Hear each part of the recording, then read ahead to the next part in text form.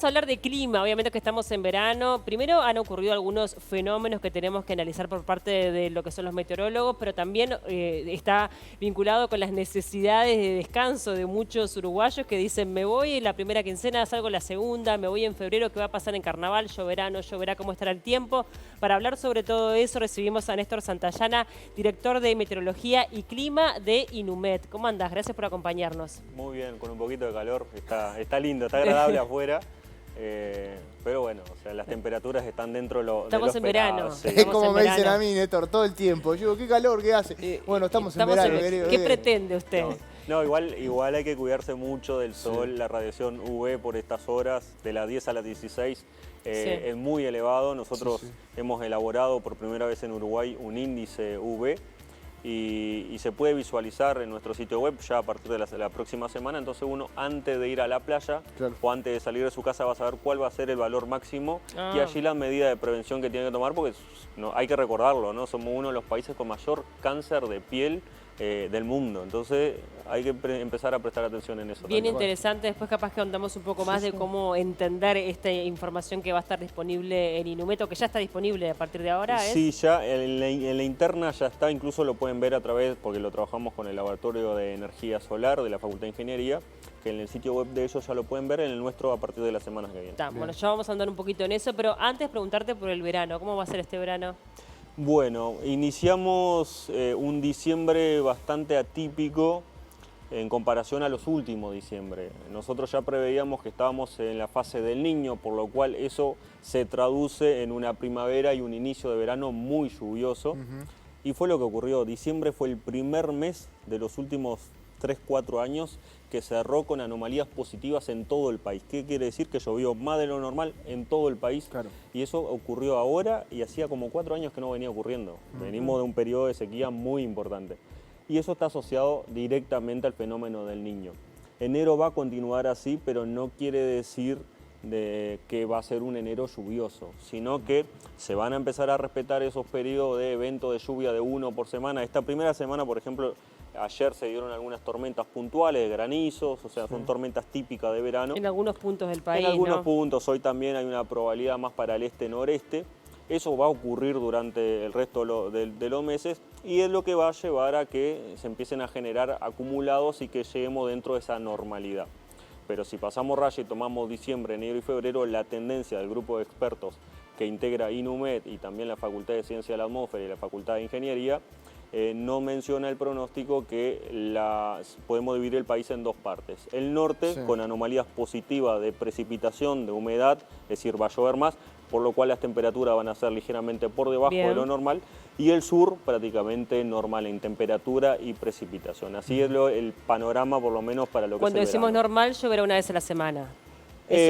Normal vendría a ser que el acumulado mensual estaría dentro de lo previsto para esa estación. Estamos hablando en promedio mensual 100-130 milímetros. En lo que es el trimestre estamos hablando de unos 300 a 400 milímetros, que varía dependiendo de la zona del país. Lo que no podemos decir es que si esos 300-400 milímetros van a caer en una semana o van a caer distribuidos durante los 3 meses. Pero sí, lo habitual es que se genere al menos un evento por semana. Pero se espera de repente que haya una semana de muchas lluvias, ¿eso ya lo pueden llegar a ver? Digo porque mucha gente capaz que está del otro lado esperando el pronóstico del tiempo para ver si se toma o no esa semana. Claro, a ver, podemos ver con eso en un periodo de no más de 14 días, ¿no? O sea, ahí ya no vamos a clima, sino que vamos a tiempo, lo que es el pronóstico del tiempo. Y para estos próximos 14 días no se ve un evento así de muchos días con precipitaciones consecutivas. Además, esta semana que va transitando más allá de estas tormentas puntuales que les mencionaba, es bastante despejado en el resto del país, la franja costera, o sea, días típicos de playa, por lo cual muy disfrutable para aquellos que están de licencia o para aquellos que van a empezar la licencia. La semana que viene un poquito más húmedas con algún que otro evento de precipitaciones, pero bueno, más o menos ese es el pantallazo para esta primera quincena, que después vemos que al principio de la segunda quincena podría darse también, pero con un evento más marcado de lluvia, ¿no? Y eso lo vamos a analizar semana a semana, así que cuando quieran volvemos con el pronóstico para la segunda quincena. Ni que hablar. Hablabas que las temperaturas van a mantener lo mismo que las precipitaciones de partido al medio entre el norte y el sur, pero ¿de cuánto estamos hablando? Sobre todo teniendo en cuenta de que muchas veces esos eventos de precipitación dejan 2 o 3 días de temperaturas un poco más bajas de lo habitual. ¿Es así? ¿No es así? Sí, la tendencia es que las temperaturas mínimas estén por encima ligeramente, porque va a haber un mayor contenido de humedad, va a haber Sí. más nubosidad, por lo cual no bajan tanto, así que no es que vaya a ser muy frío en la noche o en la madrugada, pero sí va a bajar un poquito la temperatura máxima, por lo cual no vamos a tener esos extremos, por lo menos en estos primeros 15, 20 días del año, no vemos extremos que puedan superar los 38, 40 grados, que en otro verano sí tuvimos. Incluso hay un dato curioso que hoy lo analizábamos con el equipo, es para el año pasado a esta altura llevamos 2 olas de calor. Bueno, Sí, claro. totalmente. Sí, nos acordamos perfecto. Y claro, y de momento no hemos tenido ninguna irrupción importante, por lo cual se está de cierta forma verificando o validando ese pronóstico de que las temperaturas van a estar dentro de lo normal. ¿Y tienen claro cuántas olas de calor pueden llegar a haber este año? Eso no lo sabemos. Lo que sí tenemos es una estadística que de los últimos 5 o 6 años se dieron un promedio de 3 olas de calor. Y que para esta altura del campeonato ya iríamos al menos con 2. Y sin embargo no se ha dado ninguna. Ninguna hasta ahora, ¿no? Así que vuelvo a repetir, se está validando un poquito el pronóstico ese de temperaturas normales. No quiere decir que después en el transcurso de las semanas pueda llegar a emitirse algún aviso, ¿no? Siempre hubo. Claro. Eso de siempre hubo. Néstor, hablemos un poco de algunos fenómenos que se han registrado en estos últimos meses, en diciembre, puntualmente en el departamento de Colonia, vientos muy fuertes que, bueno, finalmente terminaron provocando la muerte de 2 personas. Este tipo de situaciones, ¿cómo las analizan y si pueden, pronosticar que esto vaya a ser cada vez más frecuente?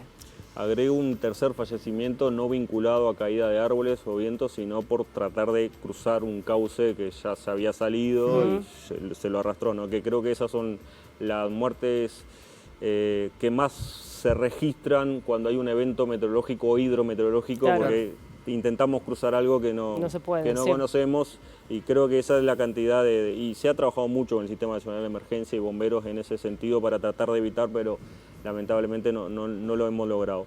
En cuanto a la pregunta en sí, las tormentas, a ver, tenemos distintos tipos de tormentas, distintos tipos de fenómenos que se desarrollan y que depende de la estación del año son más virulentos.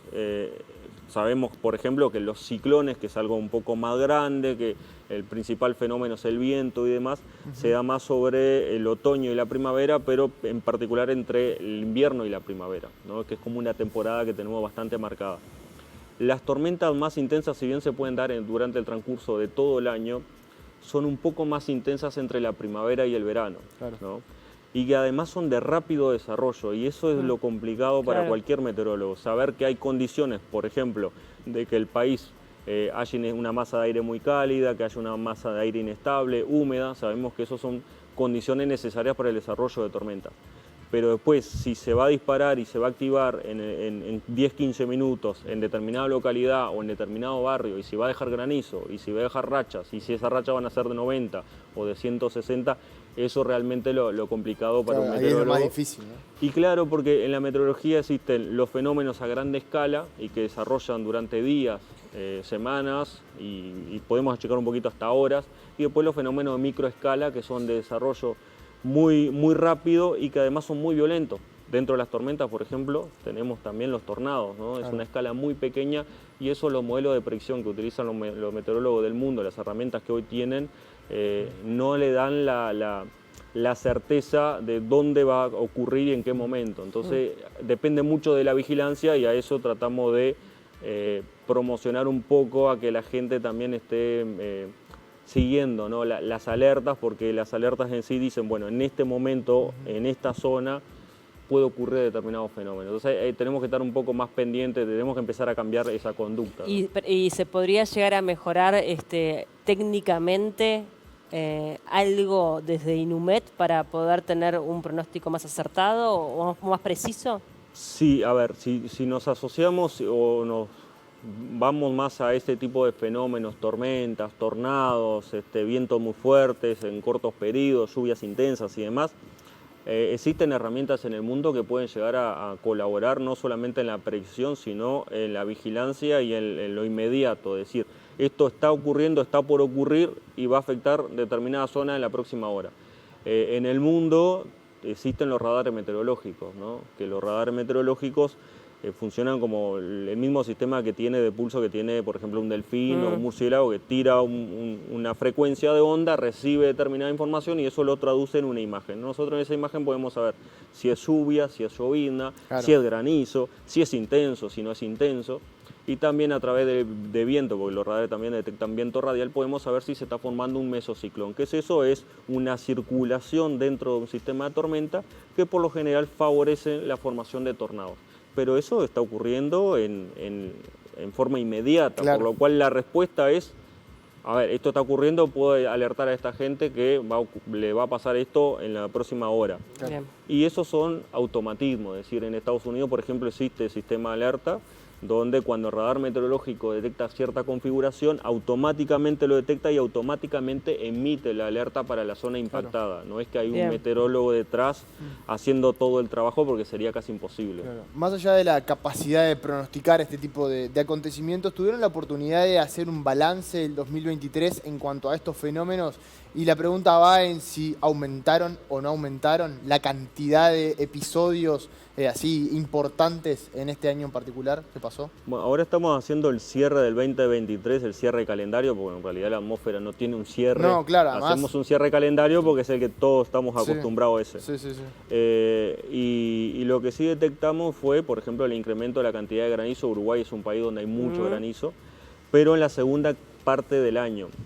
Es más, para estudiar y llegar a esa conclusión que bien lo mencionás, en realidad tenemos que tomar un periodo mucho más grande que la climatología. No estamos hablando de mínimo 10 años hasta 30 años o más.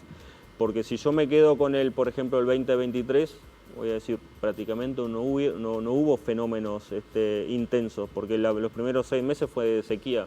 No llovió. No, y compararlo con el 2022 a veces es mentiroso hacerlo también. Si yo agarro los últimos 4 años, no me va a dar un resultado creíble, porque va a decir, bajó toda la cantidad de intensidad de lluvia, de fenómenos, y no es así. Entonces, si yo me quedo con 30 años, así puedo trabajar un poco más en la climatología, y si no, y lo asociamos eso al calentamiento global y al cambio climático, sí, la tendencia es que incremente la cantidad de precipitaciones, que incrementen la cantidad de ola de calor, que reduzcan la cantidad de ola de frío y que incremente la cantidad de fenómenos intensos de este tipo. Y con respecto a ese punto en particular, cuando hablamos de fenómenos meteorológicos, sobre todo, y el cambio climático, es el cambio climático el que muchas veces cambia el fenómeno meteorológico, como pasó con la sequía, ¿no? Que no se había visto un fenómeno como la Niña 4 años seguidos. Hablaban de periodos de 2, 3 años como máximo, y acá tuvimos 4 años seguidos con sequía. Eso también es algo que está sucediendo, ¿no? Sí, hubo algunos registros de Niña de 3 años, lo que no hubo una afectación tan importante como la que ocurrió. También la realidad del país es distinta, ¿no? Hablábamos con la gente de OCE, que lo estuvimos asesorando a partir de abril, mayo, en el pico del problema en sí. Nos pidieron colaboración y ahí empezamos a ofrecerle pronósticos y demás. Y claro, ellos no mencionaban que antes en Montevideo, en las crisis anteriores, la cantidad de población que había en el área metropolitana era mucho menos a la de hoy. Entonces, el consumismo también. Hay piscinas, hay lavarropa, lavavajillas, hay más coches, hay de todo un poco. Entonces, el consumo también incrementó y que antes tal vez era de 400.000 mililitros cúbicos, 400.000 litros cúbicos y ahora andaba arriba de los 700 en una temporada estival. Entonces, casi se duplicó la cantidad del uso de agua. Y nosotros en la investigación que hicimos vimos que, por ejemplo, la única situación similar a la que padecimos ahora fue en 1916, 1917, 1918, por ahí decías, hace más de 100 años. ¿Y ustedes consideran que este tipo de situaciones se van a repetir más frecuentemente, teniendo en cuenta también de que uno debería, pensándolo desde un lugar objetivo, adaptar, ¿no?, las ciudades para evitar inundaciones en algunos lugares donde sabemos que siempre hay inundaciones y que la gente tiene que irse de sus hogares, voladuras de techos, como ocurrió en Salto hace unos días? ¿Cómo se debe trabajar también en conjunto desde INUMED y el gobierno central para, bueno, preparar a las ciudades para este tipo de fenómenos? Yo creo que la información está y no solamente de INUMED. Uruguay, desde que es Uruguay, desde que antes que naciéramos nosotros, ya existían las inundaciones y las sequías. O sea, son los dos fenómenos meteorológicos o hidrometeorológicos que más afectan al país y a la economía del país. La sequía y las inundaciones. Y todos se asocian linealmente, aunque no es así, pero tiene cierta relación. La niña sequía, el niño inundaciones, ¿no? Más o menos va por ahí la cosa. No es tan así, pero va por ahí. Dejémoslo ahí. Entonces, claro, son fenómenos que nos afectan y sin embargo tenemos gente viviendo. Yo soy de Artigas, y tengo compañeros del liceo y de la escuela que nosotros teníamos que ir a ayudarlo en cada crecida que había. Claro. Pero también allí, obviamente, que a veces lo que señalan muchas autoridades es que hay una resistencia por parte de la misma población, ¿no? Sí. Obviamente, porque bueno, es su casa, su lugar de pertenencia. Sí, ahí yo creo que tiene que ver mucho más no el servicio meteorológico, pero sí tiene que ver la política en sí, ¿no? Claro. Ver cómo hacer para minimizar ese riesgo, esa vulnerabilidad, y eso no solamente con crecidas, también nos afectan las sequías, las tormentas. Tuve la posibilidad de dar charlas en Dolores después del tornado un par de veces, convocado por gente de la educación, y justamente ellos le pedían que el liceo por favor no lo hicieran más de techo liviano. Claro. Y el liceo se construyó de techo liviano. O sea, entonces pasamos y no aprendemos. O sea, Sí, sí. y ahora estamos en la misma, ¿no? Salimos de una sequía de 3 años y medio, pasamos raya. ¿Qué aprendemos? ¿Qué fue lo que aprendimos? ¿Qué nos dejó? Para que no vuelva a repetir. Y a veces al uruguayo en general nos cuesta un poco eso, decir, bueno, ya pasó, nos olvidamos, ahora nos vamos a ocupar de las inundaciones del norte. Bueno, pero... Sí, vamos a atender la emergencia, pero Exacto. trabajemos en la prevención, ¿no? Sí, nosotros de nuestra parte hemos trabajado muchísimo con el Sistema Nacional de Emergencia, con el Centro Coordinador de Departamentales, con los 19 departamentos. Hemos salido un poquito más allá de nuestro confort y hemos también trabajado con el Ministerio de Salud Pública en esto de la campaña de prevención de cáncer de piel, que es, de cierta forma se pisa con lo que es la biometeorología humana, es decir, la meteorología hacia la afectación humana, al Ministerio de Ganadería, Agricultura y Pesca. Es decir, la información no solamente está para todos, sino que también el INUMED se ha involucrado un poco más en eso, y bueno, para lo que nos precisen nosotros vamos a estar para tratar de asesorar, sobre todo hablando de lo que mencionaba, ¿no? Lo que es el cambio climático y la variabilidad climática. Le preguntaba al presidente del INUMED el otro día con respecto a cómo prevenir este tipo de cosas y sobre todo algunos protocolos de actuación ante una emergencia. También a raíz de la última inundación, la Intendencia toma la decisión a partir de ahora, ante un pronóstico, cortar algunas calles, evitando bueno, esos lugares que generalmente se inundan. Pero ¿es necesario un protocolo un poco más claro o por lo menos que esté como cabeza, digamos, de todo lo que es la información que provee el Sistema Nacional de Emergencias e INUMED, como para que el ciudadano, la población a pie, pueda tener claro qué hacer ante un evento de estas características que se están dando? Sí, Uruguay carece de eso, ¿no? A ver... Porque decimos siempre, hay que ser precavidos, hay alerta INUMED, y después el Sistema Nacional de Emergencias emite información, bomberos emite su información, y hay una sobreinformación que la población no tiene claro después qué hacer con todo eso. Y mismo sí, habiendo información, muchas veces no las tomamos o no las consideramos. O sea, si hay una alerta meteorológica de 5 días antes y vas a enviar a tu hijo a un camping, o sea, informate, si hay un aviso, hay un aviso. Pero bueno, yo creo que hay una carencia de esa conducta de prevención asociada a fenómenos meteorológicos, y me parece que también falta una normativa, algo más genérico, un decreto, como el nombre que le quieran poner.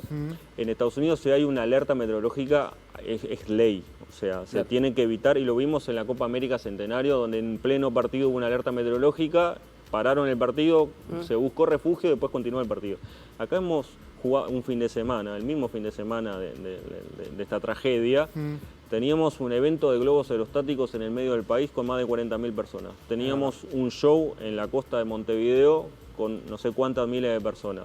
Teníamos la final del fútbol uruguayo con más de 40.000 personas. O sea, había muchísima gente expuesta y los avisos y las alertas estaban y los pronósticos estaban. Entonces, falta un poco de normativa en ese sentido. Si hay un show que convoque, así sea algo político, sobre todo ahora que se viene la campaña política, ¿no?